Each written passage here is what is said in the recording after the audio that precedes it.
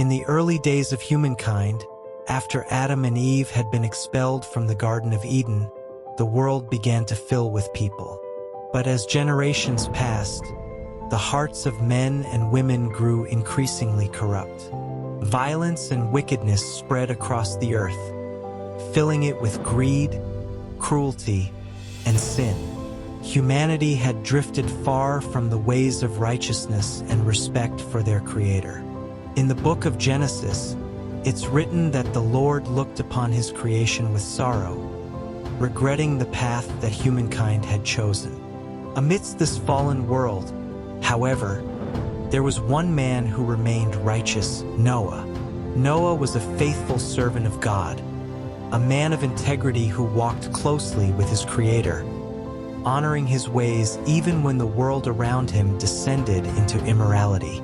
Noah had a family, a wife, 3 sons named Shem, Ham, and Japheth, and his sons' wives. Together, they made up a small, devoted family in a vast world that had lost its way.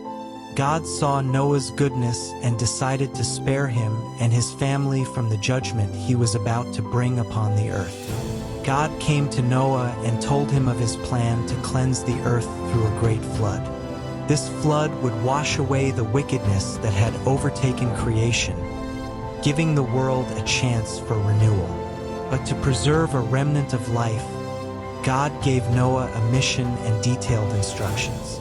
Noah was to build an enormous ark, a massive wooden vessel that would carry his family and the creatures of the earth through the flood. God gave him precise dimensions.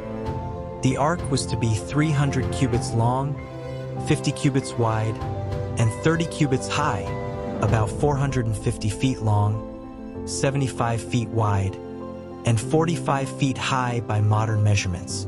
It was to have 3 decks, dividing the space into floors, and was to be constructed from cypress wood. To make it watertight, Noah was instructed to coat it inside and out with pitch, a tar-like substance that would seal any gaps and prevent leaks. Noah obeyed God without hesitation. Year after year, he toiled over the ark, preparing it exactly as he was commanded. He faced ridicule and disbelief from others, who could not imagine why he was building such a massive structure, especially in a land where rain was rare and floods were unheard of. Nevertheless, Noah persisted, trusting in God's plan and doing all that he could to prepare for the flood that would come. Once the ark was completed, God commanded Noah to gather animals of every kind to take refuge in the ark. God instructed Noah to bring 2 of every unclean animal, 1 male and 1 female, to ensure their survival and reproduction after the flood. For clean animals, those considered acceptable for sacrifices, God instructed him to bring 7 pairs. Birds, livestock, and even creeping creatures like insects and reptiles all found a place within the ark. Additionally, Noah was to gather and store food for his family and the animals, enough to sustain them during the flood and the time it would take for the waters to recede. When everything was ready, Noah and his family entered the ark along with the animals. God himself closed the door, sealing them inside. Soon after, the sky darkened, and heavy rains began to fall. For 40 days and 40 nights, the rain poured unceasingly, while the waters of the great deep, the underground reservoirs and springs, burst forth to flood the earth.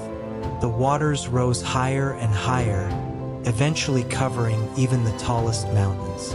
Everything outside the ark was swallowed by the flood.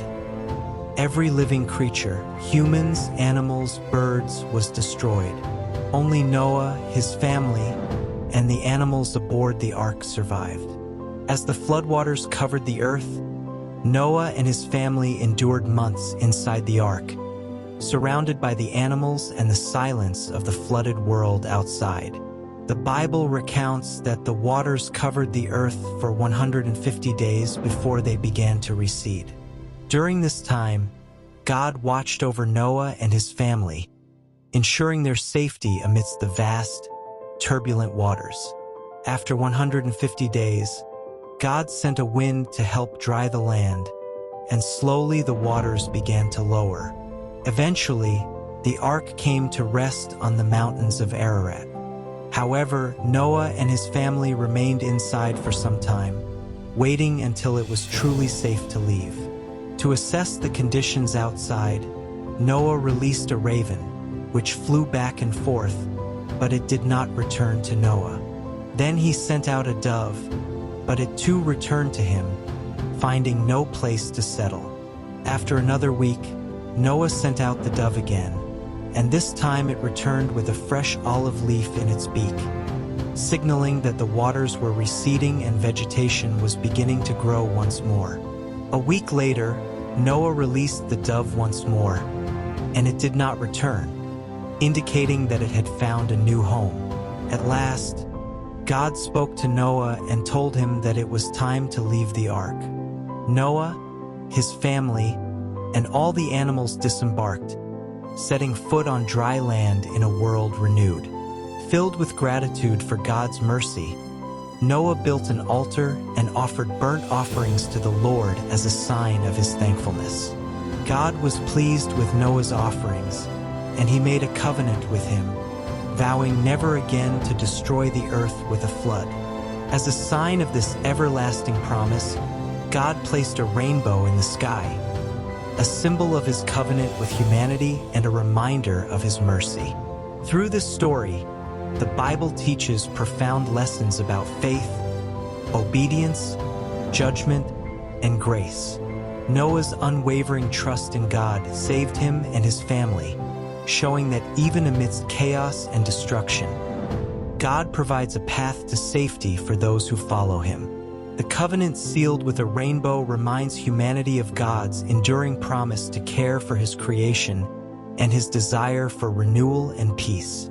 The story of Noah and the ark has become one of the Bible's most memorable accounts, a powerful narrative of redemption, survival, and the hope of a new beginning.